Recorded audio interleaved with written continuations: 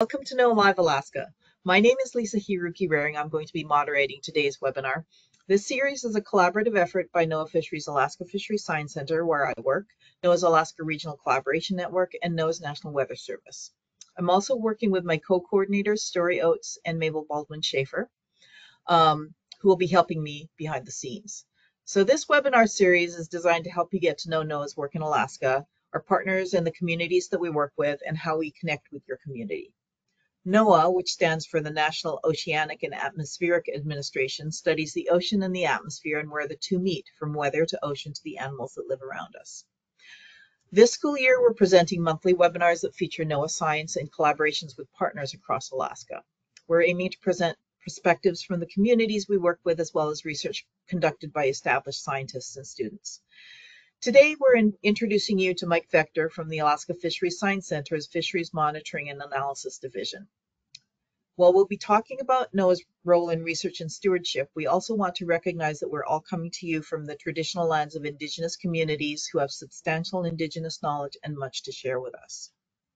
Mike Vechter is presenting to you all from Anchorage, Alaska, the ancestral homelands of the Dena'ina peoples. We'd also like to acknowledge that we're hosting this webinar from Seattle, Washington, the traditional homelands of the Coast Salish peoples, including the Duwamish people, past and present. Story is joining us from Juneau, the ancestral homelands of the Occoquan and Tokuquan Tlingit people, and Mabel is joining us from Benta or Wasilla, the ancestral homelands of the Dena'ina and the Atna peoples.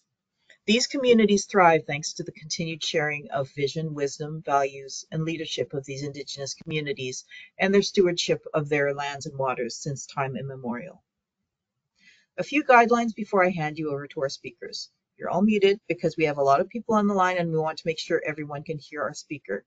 However, there's a box where you can write questions, and we encourage you to ask them because we're going to stop every now and again and take questions. Mabel and Story and I will be keeping track behind the scenes, and we'll take your questions at that point. But for now, I think I will hand it over to our speaker, Mike, to introduce himself. Alrighty, thank you. Story, if you go to the first slide, I'd appreciate it.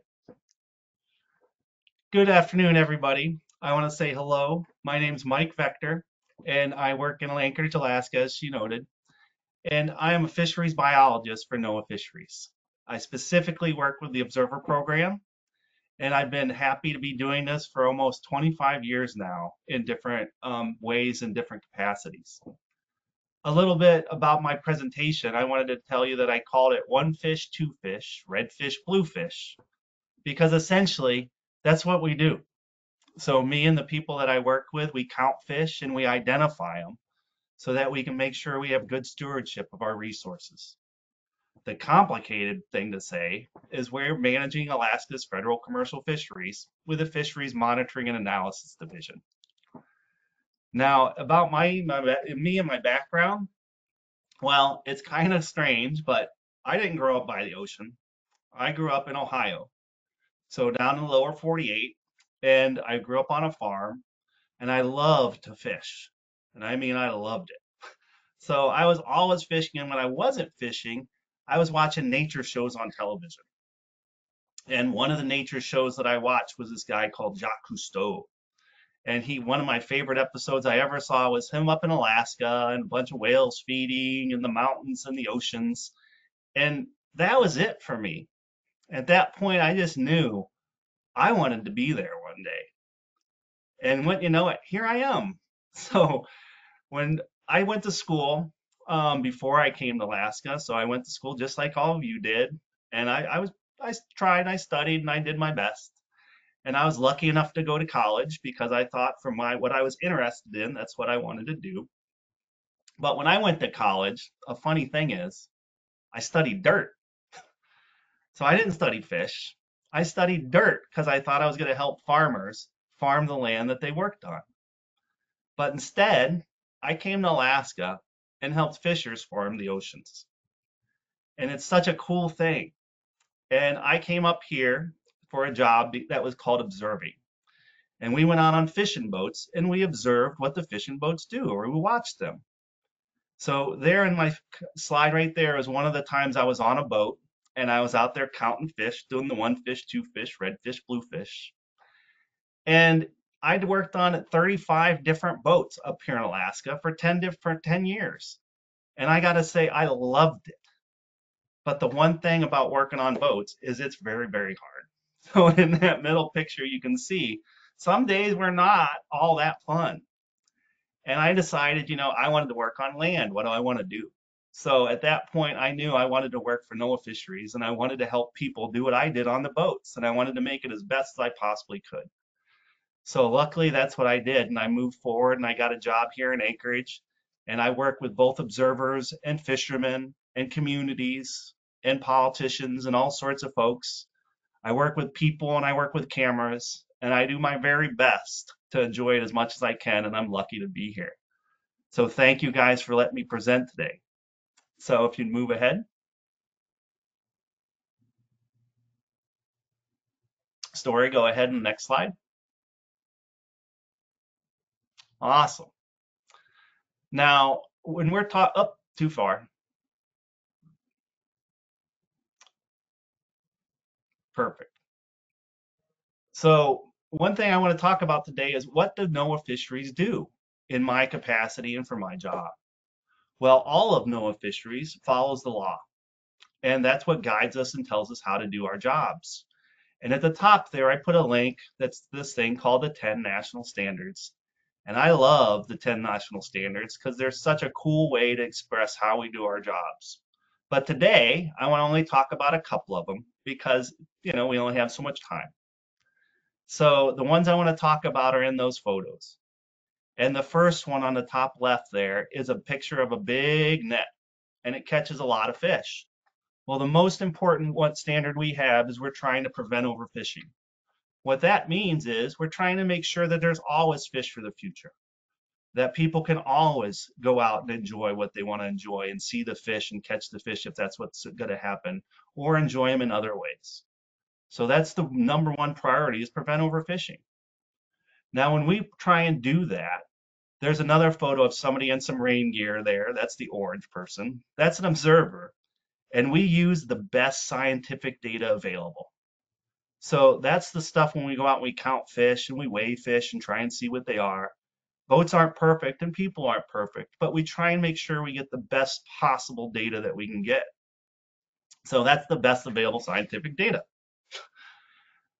Another one of the standards that's really important to you guys and to me and everybody in Alaska and the United States is we try and make sure when we're doing things with these fisheries, when we're helping the fishers or we're helping the public, that we consider the impacts on local fishing communities. So that's why I have some pictures, and right there's Kodiak and Nome and Juneau and a place called Akutan. So it's all across Alaska, and we'll hit on that a little bit, but that's why we do what we do. And then sometimes the boats do catch things that they don't want to catch. When that happens, we try and get them back in the water as quickly as we can with a minimum of injury. And that's what you see in that last photo. So we try and minimize bycatch, and that's what we do. So next slide, please, Story. Now, it's always something that comes up when I talk about what we do. People go, why do we do that? Well, lots of reasons. I would say, looking at you guys today, that's why we do what we do for the people like you. But to really get down to it, why is it important? Well, because we harvest a lot of fish. It's really hard to kind of express in words that make sense, but I tried. And one thing I'd tell you is when here in Alaska, we catch 6 billion pounds of fish every year. 6 billion pounds. That's a lot of fish harvested. A way to think about it is you guys might have seen the Great Pyramid of Egypt in some photos. It's one of the largest things that people have ever made in the history of our planet. It's really big, made of rocks. Well, it weighs about 12 billion pounds. So I would say that we harvest about half of the Great Pyramid of Egypt every year here in Alaska. Another way to think about it, because maybe that one's hard to think of too, is I'm sure everybody here has eaten a fish sandwich at some point, either at home or in a restaurant or something. Well, 300 million fish sandwiches are sold each year in the United States. And when you know it, a lot of those fish sandwiches are come from Alaska waters. There's a fish called pollock They would catch a lot of them, and that's what they make fish sandwiches out of. So 300 million fish sandwiches is a lot of fish sandwiches. So that's why we do this. And again, really, it's for you. So please go ahead, Story.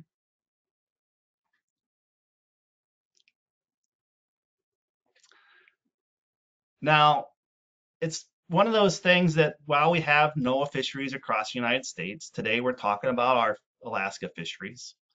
And I really want to stress that it's for all of the communities up here.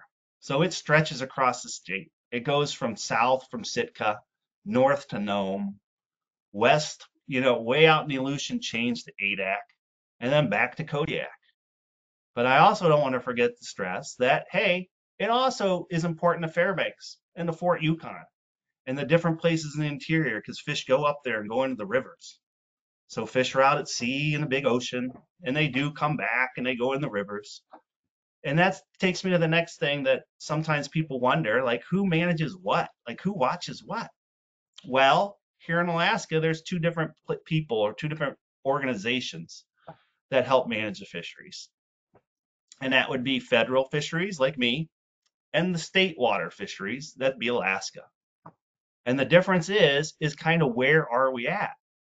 So state fisheries are from the rivers in the interior out to 3 miles out at the oceans and in bays and stuff like that. But the federal fisheries are from 3 miles out to 200 miles out. So in that middle one, you guys might notice that there's a bunch of white around the state of Alaska. Well, that white is the federal fishery zone that our boats can operate in. And that's where they fish and that's where we watch them. So it's a huge area and it's such a big thing. But at the same time, that's why we're here and that's what we do. Now, we all know Alaska's really big, but the thing about Alaska fisheries is sometimes people go, how is there so much fish up here? Why are we have so many fish compared to the rest of the world? Well, it's kind of neat because in that last map there, it's called a bathymetric map, shows you the depth of the ocean. Well, here in Alaska, you can kind of see, I don't know if you can see my cursor, but right there, so right by where it says Eastern Bering Sea, there's a line that gets dark. Thank you, Story. There's a line that gets dark. Well, everything that isn't dark is really shallow. And shallow means light can get down there. And where there's light, things grow. And where things grow, fish eat them. So luckily, we have a lot of things growing and we got a lot of fish that eat it. So we get to catch them. And then if you look kind of where the Aleutian Islands are, that chain right there, it's really dark next to the Aleutian Islands. So that's where the ocean gets really, really deep. So while we do have good continental shelf along Kodiak and some of the Aleutian Islands, in the Pacific Ocean, so the bottom portion, it's really deep. The sun doesn't get down there. Not a lot of stuff can grow. And so there aren't as many fish. But that's why we have so many fish in Alaska. It's super, super neat. But I always like to explain why do we have so many fish? And that's why we've got a lot of places where fish can grow. All right, let's move on. So now I did put lots of spaces in here because I like to talk. But I also want you guys, if you need to, you stretch out your hands, you move a little bit, or you can type in, hey, what's a question you got? So like they've said earlier, if you guys got any questions while I'm talking, or you want to know specifics, like certain things about what we do, you can let me know. All right. So there's got to be times where I just put in here, you got any questions? What do you want to know? So let me know. Okay. So Mike, we do have a question about why is it deep near the Aleutians? Because the way the ocean stretches, the floor stretches of the ocean, and those islands were made by volcanoes. And so they made these giant mountains in the oceans, and they came up really sharp. And so they kept moving, but at the same time, they kept growing. And so right by them, it got really steep like a mountain. And that's one of the reasons why it's so steep right by the Aleutians. But that's a great question. We also had a question about how did you find out about being an observer and what do you need to know to be an observer? Wow, those are also great questions. I found out about being an observer because when I was in Ohio and I graduated from college, I was looking for jobs. And so colleges will tell you where different jobs are across the United States. And I saw one job that said, come to Alaska and experience adventure. And so I was like, that sounds pretty cool. And that's what I did. And so I contacted that company, and it was really crazy because I talked to them on a Wednesday. They interviewed me on a Thursday and then said, can you be in Alaska by Monday? And I said, yes. And literally, I haven't left Alaska since. So I've been up here ever since then, from 1997 till today.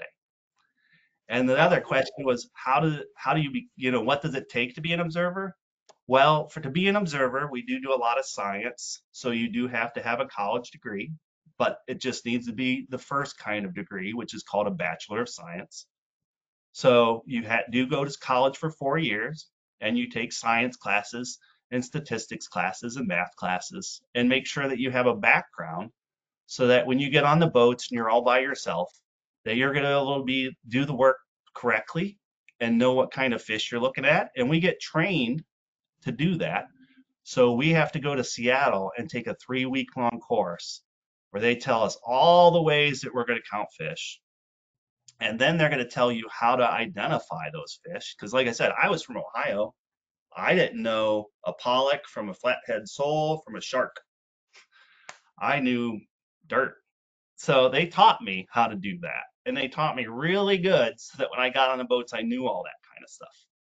So that's how you become an observer, and that's what it takes is you got to have the college degree in certain courses, and then you've got to take an additional training that's put on by NOAA Fisheries so that they can make sure when I go out on the boats that I collect the right data and do it well. That's how we do it. Great. I did have there's another question here about how many times did you go out as an observer? I went out for 38 different cruises. And like I said, on those cruises, when we'd go out, that's about 3 months is the expected time. So you'd sign up and go out to sea on a boat for 3 months. And then you might be on multiple boats, so different number of boats during that 90 days, that 3 months. So I ended up, like I said, I did 38 different boats. Those boats I did many different times though. Um, certain times you can get back on the same boat like couple different times a year. And me personally, I worked about 10 months a year as an observer, which is a lot. So the thing about 3 months is some people might only do 3 months and then do other things during the year. Or me personally, I liked it so much, I was like, send me back out to sea, boss, and I'll go out again because I just loved working with the fishermen and seeing the fish and doing all the stuff that we're going to talk about today. Great. That's a lot. That's a lot of different kinds. Different times, I should say. Jasper had a question of, can you share some of the ways that you use math? Certainly. I'm going to show you a couple of things later in this presentation where we measure the nets sometimes. So there'll be the thing that holds the fish, and we have to know how many fish are there in this gigantic thing. It's so big, I can't possibly count and weigh all those fish. So we use math to know how much fish is there. And so I use the math that I took in school that you guys are probably learning at least this week. And I use that to do some calculations to see how much fish was there. Or sometimes we need to know how much fish did the boat keep. So maybe they don't keep all of something. So we'd use math to figure that out. And then there's all sorts of times where we've got to use math. And sometimes it's really simple, like maybe we do one fish out of 30. So we got to count up to 30. Or it gets to, like I said, where we do geometry to measure the nets and then apply other math like densities, which is a volume thing, to get the total weight of the fish in the catch. So lots of math. I can't say it's super complicated because I used to think when I was in school that, oh, math must be really complicated. And then turns out a lot of times the most useful math is really straightforward. It's stuff that you guys might be doing today. Very cool. Yeah, there's a lot of math involved in being an observer, I'm sure. Um, so James was asking, what did you study in college? You said that you studied dirt, but I think that he was wondering what specifically you studied, and then and what was your first job after college? Yeah, so when I was in college, I took all the most colleges have certain classes. They say you take this, this, and this to get a degree. So I took human anatomy, I took physiology, I took plant identification. So how to identify plants. That's where I learned how to use this thing called a key. And that tells you how to identify things that you've maybe never seen before, but to do it right. So somebody who knows it perfectly comes up with something called a key. And then you can go through that thing that'll say, hey, is the thing in front of you flat or round? And you'll be like, well, it's flat. And then it'll ask you something like, well, does that flat thing in front of you have fins or no fins? And so you make choices. So it's kind of like one of those books where you pick the chapters or pick your actions, or maybe a video game where you pick one option or the other, and it'll lead you down the path to the correct identification. And what was the rest of the question, Lori?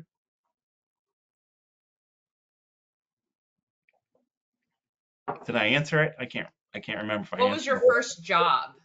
Oh, my first job out of college. My very first job was working on a farm. But that was when I was in high school. But my first job out of college was observing. Like literally, I got out of college, I came to Alaska. So I told you it was really fast when I interviewed for this job and when I went up to Alaska. But I graduated in June and I had a month where I was looking for work. And then I came up to Alaska and trained in August. So I had a little bit of free time after I got done with school. Then I started looking for a job. It took me about a month and a half.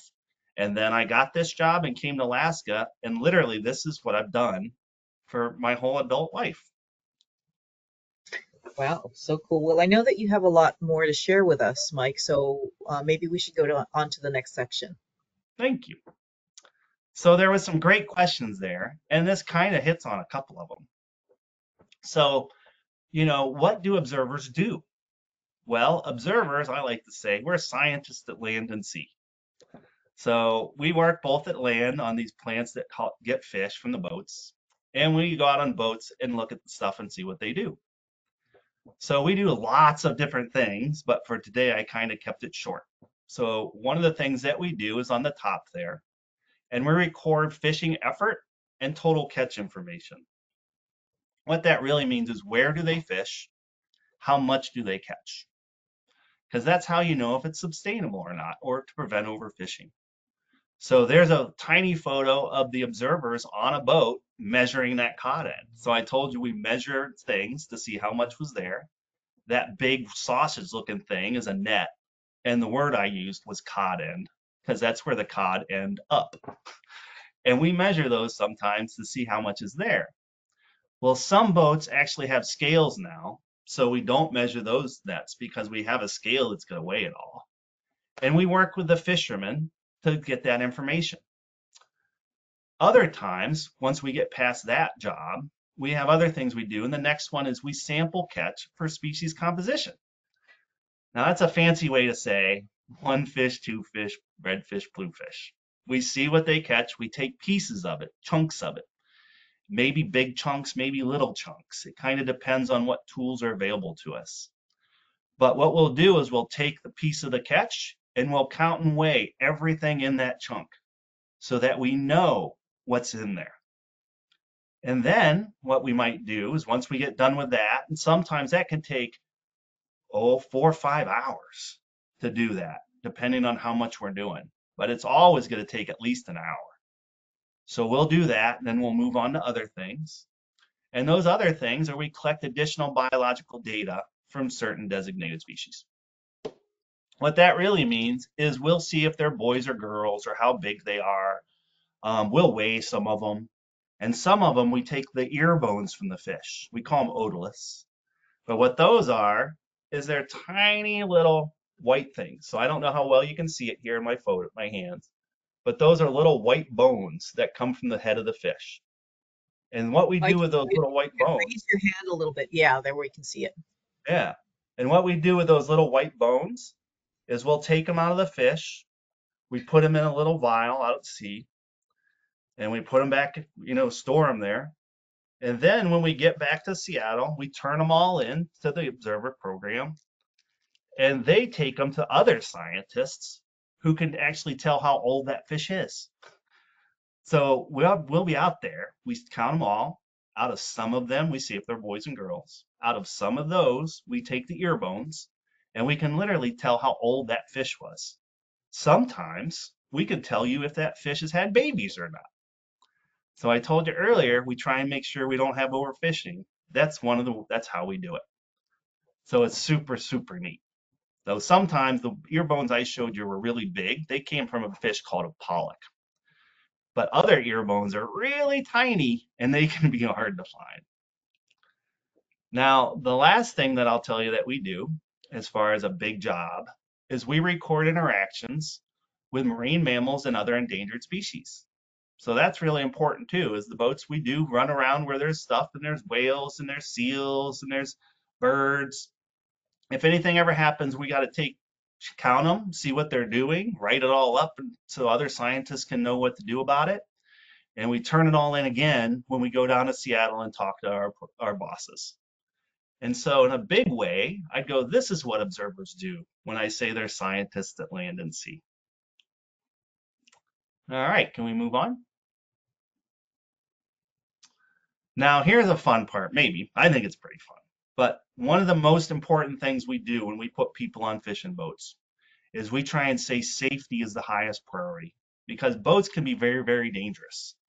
So if anything ever happens, we want to make sure people are going to be safe. One of the things we use is a suit like this. So this is what you see in those photos, and it's called a Gumby suit. So a Gumby suit is both warm and it floats, right?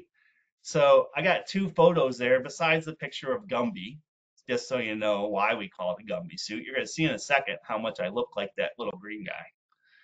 But right there, we've got people in a circle.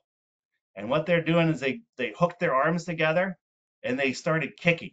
So if somebody could put in the questions later or now, why do you think they're kicking their legs? And later on, I'll tell you why. But take a guess and see if you know. But then the people in the other photo are getting what we call a life raft. Now, if a boat's out fishing, they're going to have one of these on board because people want to make sure if something happens to the boat sinks, that they get in a life raft. So here we've got observers actually getting in that life raft. I told you earlier that we train everybody. Well, we do this when we train, and then every 2-3 years, we make sure all the people that go to sea do it again so that they don't forget how to do these super important things. Now, I want you guys to help me do something we call an emergency race. So that's the Gumby suit. So we're gonna act it out, and you're gonna help me, hopefully. I can't tell, but I hope you do. And what I'd like you guys to do is go through the motions, and then I'm gonna try and do it. So help me out here, because I need to practice. So when we're doing this, the first thing you've got to do is when you get in a suit, is it's laying on the ground. So you step your feet into that suit, right? Then you take that suit and you pull it up to your waist and you shimmy and get in there, all right? So you've got the suit now wrapped up to your waist. So then you put it on like a coat and you take your weak arm, which for me is my left arm, and you push it in the suit arm and you wiggle your fingers and make sure you get your hands in there. Now you've got to put that hood on. You can see in the pictures there, they all have hoods on. So you've got to take that hood, put it over your head, and push it on your head. All right, so now I've got my hood on. Now I've got to take my other arm like a coat and push it in the other arm. So that's my strong one. And I get it in there, and again, wiggle your fingers to make sure your hands are in there. Now we got one last step, and it's easy. We got to zip it up. So then you take your hands, you put them on your belly button, and you zip up the suit, and you bring it up and make sure it's zipped. All right, so what we're going to do now is we make everybody do this in 60 seconds. So I'm going to try and do it and 60 seconds. All right. So Story's gonna help me. She's gonna time me, and we'll see. So right now, All I'm gonna right. I'm gonna start, and then we're gonna see how it goes. I hope I can do it. All right. So Story, go. On your mark, get set, go. So right now I'm just down getting my feet in. Shimmy, shimmy, shimmy.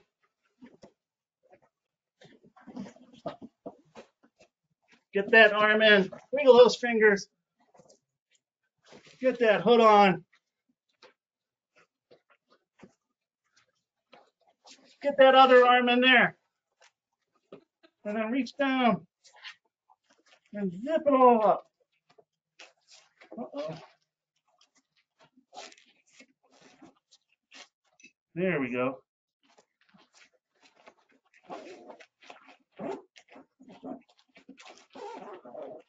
There we go. 45 seconds. You did it. How many seconds was that, Story? So hot. 45. 45. All right, Mike.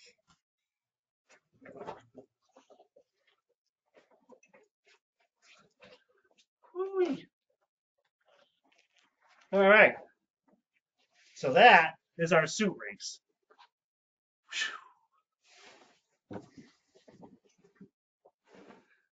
Woo-wee, boy. So we actually have a couple of questions about the suits and whether it looked like you had mittens at the end of the arms and whether it's hard to zip up your suit if you can't grab the zipper. It is. One of my the zipper has a little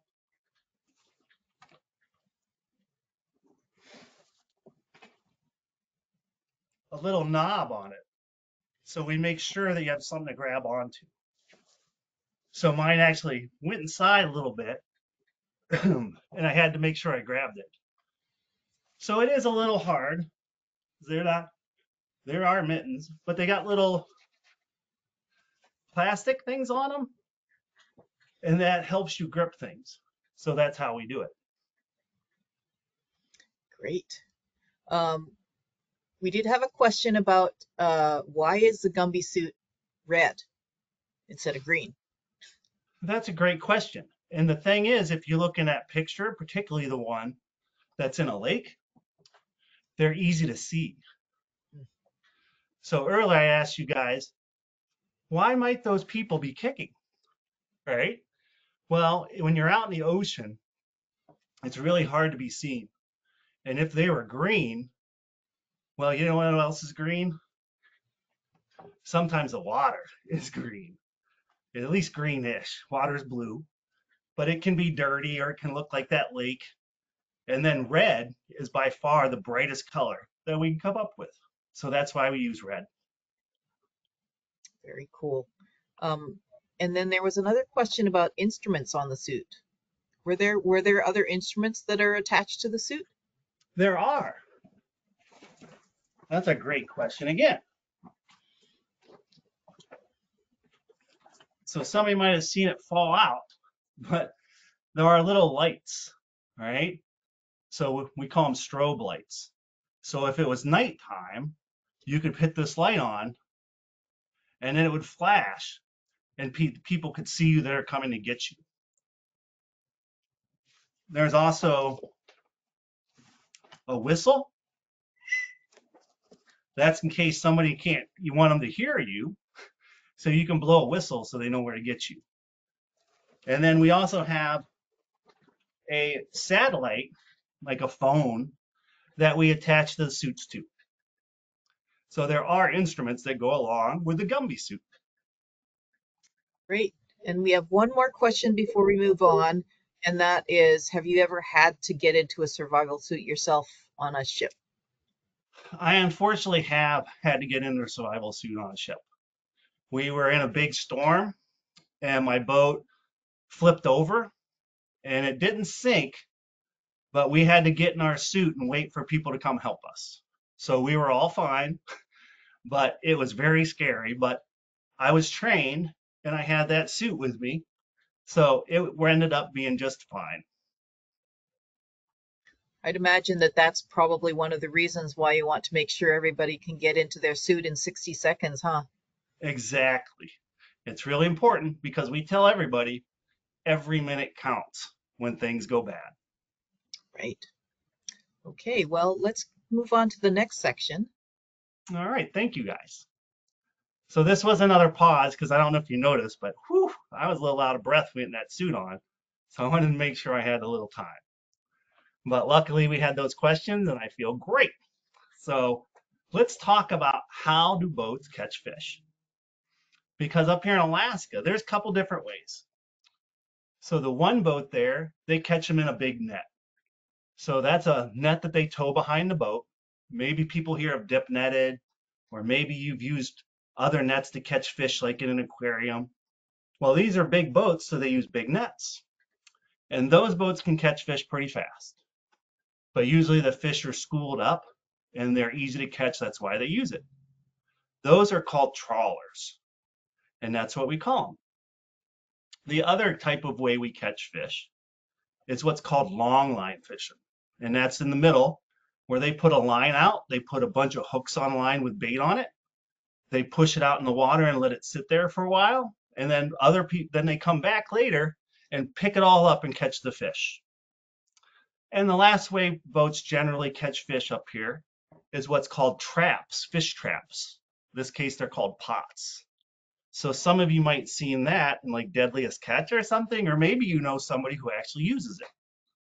Well, what they do with those traps or these pots is they put bait inside, they push it off the boat, it goes down to the bottom, the fish come along, they want to eat the bait, they go in there, and then they can't get out. So the fishermen come and pick it up later and catch the fish. That's how they catch fish in Alaska in the federal fisheries. So move on, story. All right, so the one thing I wanted to show you is a couple videos. And the first one is about how we do our job on a trawler. So they pull a big net on board, they dump out a big net, and then our scientists have to do the one fish, two fish, red fish, blue fish. So go ahead and start the video story. All right, so here's a catcher processor. That's a boat that makes fish sandwiches.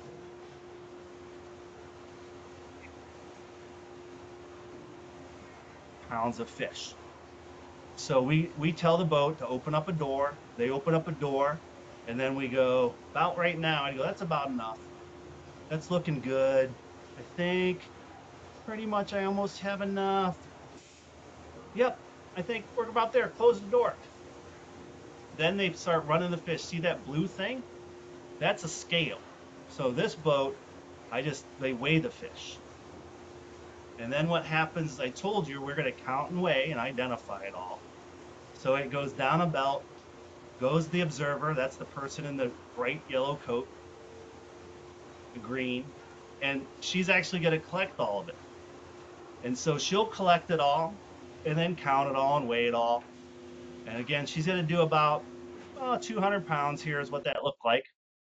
And we have a scale on that boat, and that's what we use to weigh it all. And she'll write it all down and bring that back to Seattle when she's done. And then we'll make sure that we can read her writing because it's really important to be able to read what people write. So practice how you write stuff. And then we make sure that she counted it right and identified it right and did all the stuff that we asked her to do. And that's how we do sampling on a catcher processor.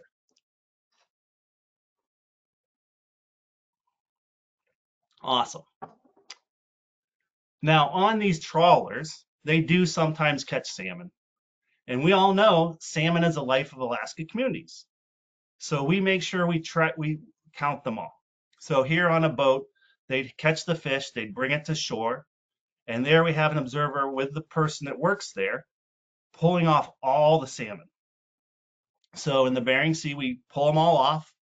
The people on the plant that work there put them off the side into a container.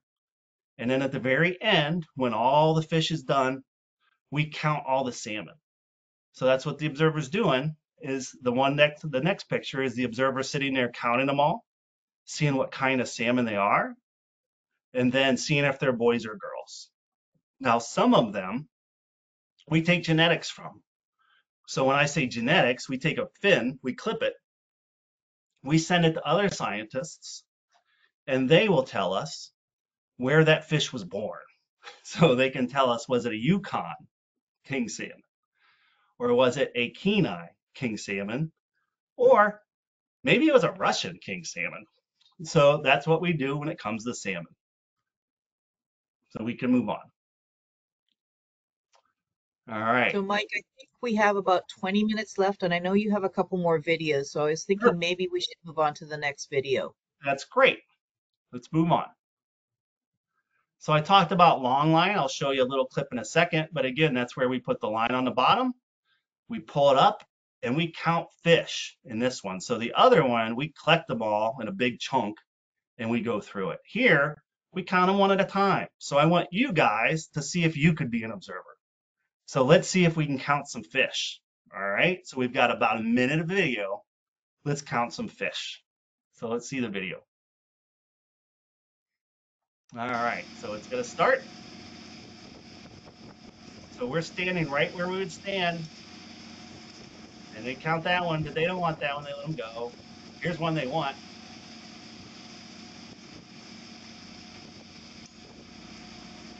Oh, another one. That one got off.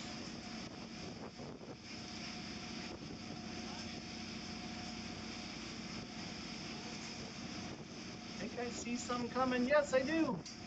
One more fish they kept. That was coffee they dumped overboard. Fishermen drink a lot of coffee.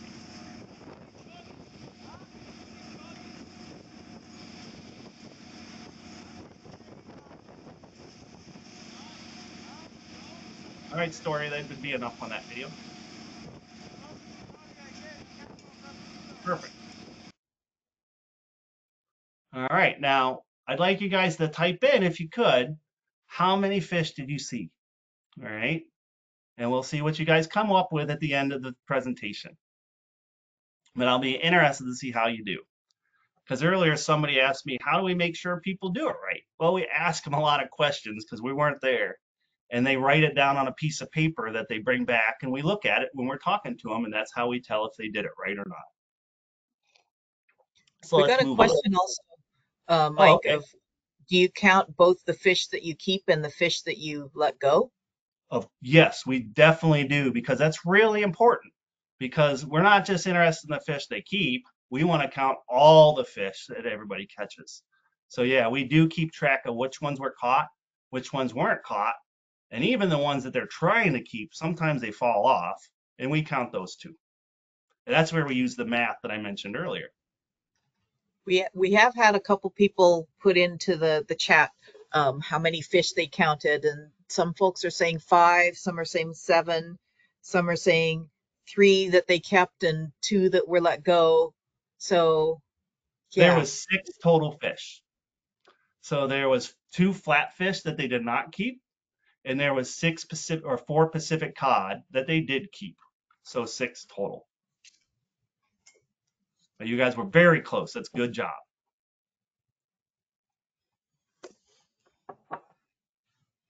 We can move on. All right, and we're getting close to the end of where I'm talking, which I know I talk a lot. But again, I want to tell you, why do we do this besides for you guys out there listening and besides for the people of the United States and for the ocean? Well, I say, oh, the things you'll see. I do it because I love the things that I saw. It was so amazing being out there and being able to see this. And now that I talk to the people who do it, I get to live it all again, talking to them. And for me, that was the best part. So up there, you see a little baby octopus. We get octopus on the boats, and boy, can they be a handful. That's a baby, so it's easy. But once I saw an octopus that weighed 50 pounds and was a good 10 feet across. You might see birds. I've seen millions of birds. So many birds, you can never count them all. You might see eagles. You might see a red Irish lord. That's actually its name, a red Irish lord. It's not from Ireland. It's from Alaska. But still, that's the red one in the middle. You might see what we call a Pacific ratfish. That's that one with gold there. It's so nice, I put it on twice. I like those fish. They got a really neat little mouth. You might see a really deep sea fish. That's the one on the top that's black. They're black because there's no light down where they live, so they don't need to be colored, but they actually have little glowing spots on them that that get other fish to come close, and then they eat them. It's called a viper fish because it's got these crazy teeth. You might see crabs. I like crabs. They're super duper cool. They remind me of spiders, which I gotta say, I like too. But they're a really neat thing, and that one there is called a tanneri tanner. You might see birds. I've told you we see lots of birds. We also see special birds. So that one right there on the bottom is an endangered species. It's called a short-tailed albatross. And they only live on 2 islands, and one of them's a volcano. But they're really neat, and they're getting to be more and more of them. We tell people you can tell it's a short-tailed albatross by how big its bill is, and that it's bubblegum pink. So they don't chew gum, they just chew with that bill. And then the last one's my very favorite fish. And I put it on there because I like them. And those are called blob sculpins. They got a big nose, and they are super duper neat. They make these weird little grunty sounds before you throw them back in the water, and they're like grunt, grunt, grunt. I just love them. And that's one of the reasons I go on these boats and that I work with people who go on the boats because of the things that we see. We can move on. Now I got one last video to show you guys. And this is one I wouldn't be able to see from a boat, but I wanted to show you because it's so cool. So I said it's feeding. Let's see what it is. So this is a long line gear, so long line fishing. Those are fish called sable fish. You hear that clicking? What could that be?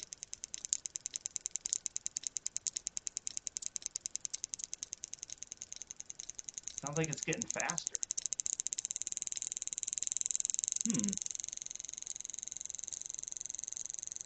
It's definitely getting faster.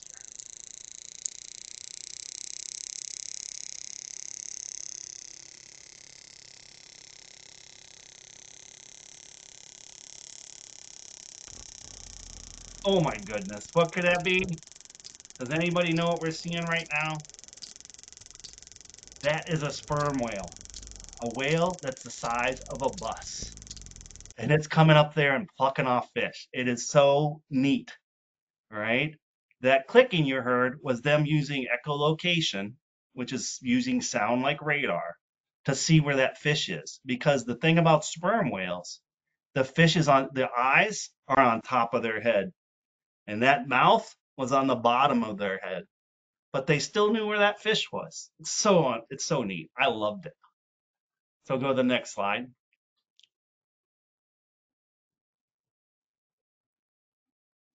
Now you might go, I told you earlier, we don't see that. How would you know? Well, we are watching the line as it comes up and we see all the fish on it. And we would tell sometimes that some of the fish are bit in half, or the hooks are all gone, or their hooks are very straight from that whale rubbing its mouth on them. So we'd know that the whale is maybe eating the fish that the fisherman caught. We all share it and it's fine. But the whales that do this, sometimes killer whales, that's the one in the middle. Sometimes it's sperm whales, that's the one that we saw. And then all the time, we're looking for whales just so we can see where they live, what they're doing, and how many there are. And so that's another reason I love being out on boats, because it's so neat. We can go on. And now to wrap it all up and bring it home, I want to talk why about home. And again, we do this because we want to make sure all the things that are happening out there, what is the impact on local communities and the fishing communities? So here I have a picture, beyond being really pretty, is one of my favorite places on earth. And it's Dutch Harbor, Alaska, out on the Aleutian Islands. And I spent many, many days and nights and months and years out at Dutch Harbor. And here we have a picture of the town from a mountain. And the thing about Dutch Harbor is it's a very small town, but it catches the most fish of anywhere in the United States. And I think that's so neat. So that's why we do what we do. For the people who live where you live, the people who live in these towns, and everywhere across the United States. So we can move on. And so that's it. That's all I got to talk about today. And now we got time for any of the questions that anybody has for the next 8 minutes. But before we get to questions, I definitely want to say thank you all so much. And I really appreciate the chance to talk to you. Thank you. So, Mike, I think that there were a lot of people who are really interested in that sperm whale video that you Mhm. showed, and one of the questions was, do the whales ever get caught on the hooks that you saw them? Because it seemed like the whale was putting his jaw around the line. Yeah, they could, but those hooks are attached with cotton line, so they can't be something super strong by rule. And you can break that if you weigh about 100 pounds. So usually that line has what we call breaking strength of 100 pounds. So if they did get snagged or caught one, and they're very good at not doing that, they're super smart, but it would break. Now, sometimes boats catch marine mammals, but we count them all and we report it to the public so everybody knows what's happening. But it's very uncommon. It doesn't happen very often. And you know why? Because they are really smart. So those whales have figured out, hey, there's free food. We're going to share it with the fishermen. But then they're also smart enough not to get caught. But it does happen. Thank you.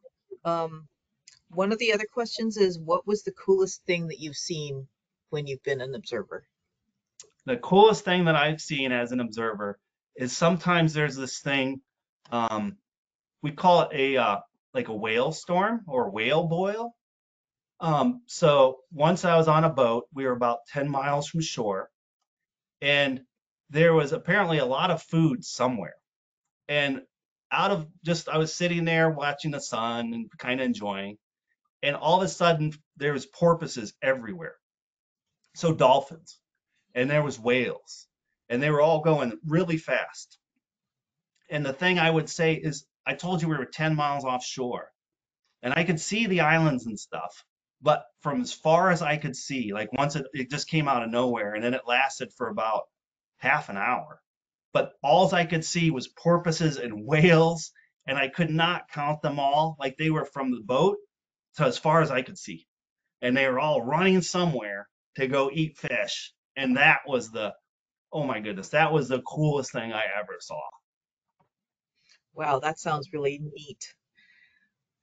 We have another question of, is it hard to keep count, like counting fish on long line or counting fish on a conveyor belt? Is it hard to keep count, and what happens if you lose count? That's a great question. It is hard to keep count. Like that's why we make sure people are trained and we go to school and we try and make sure that you people know if you think you didn't count them, you stop. So we train that in our observers. So when they're out there, if they ever think they missed something or if they ever think they lost count, they stop what they're doing and we do not use that data. So what we tell them to do is stop, gather yourself, and then restart again. And now you know you counted what you're supposed to count. And then I mentioned earlier, they write it all down on a piece of paper that's plastic that we keep because it can write in the water and while you're getting rained on.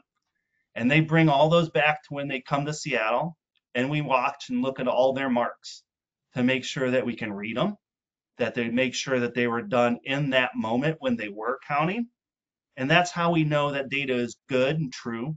And then we ask the observer, was there ever a time you lost count? And if they thought they did, we don't use that data again. So they tell us how it works, and then that's how we do it. But that's a great question.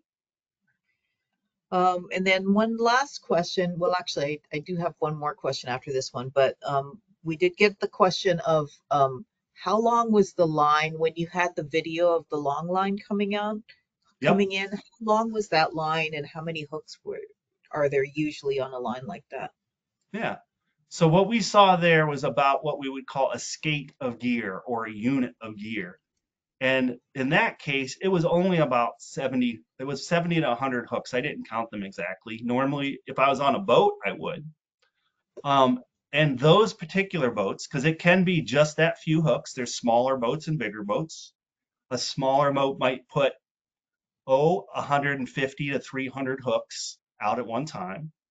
But that boat we were watching is a big one, and they might put 10 miles of hooks out for about 30,000 total hooks. And they would do that every day. That's why we watch. Wow, that's a lot of hooks. It is. It's a lot of hooks. Um, so I did have one last question for you, Hmm. and that's because we have these webinars with a lot of students on. We usually ask our presenters whether you have any advice for our students who might be watching and being interested in what you're doing for your job. Do Hmm. you have any advice to students who are looking ahead to what they might do?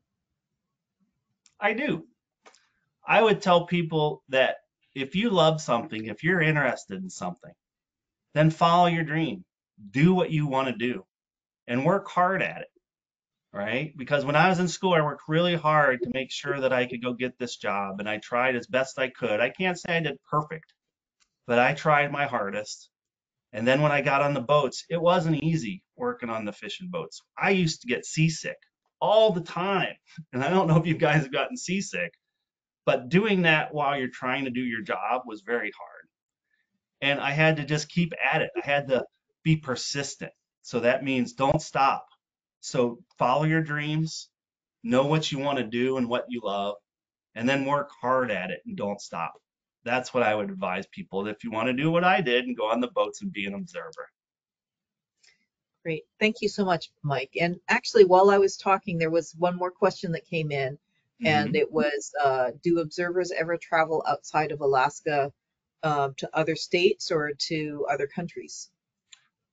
These are such great questions. Yes, they do. So we have observer programs throughout the United States. So everywhere that fishes the United States does have an observer program. We were first. We did, So Alaska has the biggest. We have about, right now we have 200 people out at sea, and I have cameras on about 250 other boats. So when boats fish in Alaska, we know 80% of all the take. So in other places, it's more or less depending on what they need. But yeah, you can go to Texas and be an observer, or New England and be an observer, or California and be an observer. And yes, somebody asked, can you go outside of the United States? Yes, you can. There is observer programs all around the world. It's one of the ways that everybody's trying to make sure, again, that we stop overfishing and take care of our planet.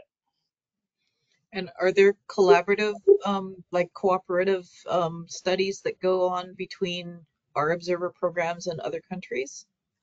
There is. I once went to Korea, the Republic of Korea, to help them do some observer program stuff, and we work with them for other things. We work with Canada, right? So I don't know how many people out there know about halibut, but that's a cooperative between the governments of the United States and Canada, and they work in collaboration, so they help each other to make sure we don't catch too many halibut. And those happen all over the world, and different countries do it different ways, but certainly there's collaborative between other countries and others, and even in the country here within other states. Great. Well, thank you so much, Mike. You've given us so much information, and those videos were really cool to see. So I really appreciate you coming and presenting to us. Right on. Well, I appreciate the time and I appreciate everybody out there watching. I hope it was interesting and I hope you learned something, and thank you all so much. All right. Thank you, everybody, for coming to our webinar. And this will be our last one for this year, but hopefully you can check out our recordings, and we'll see you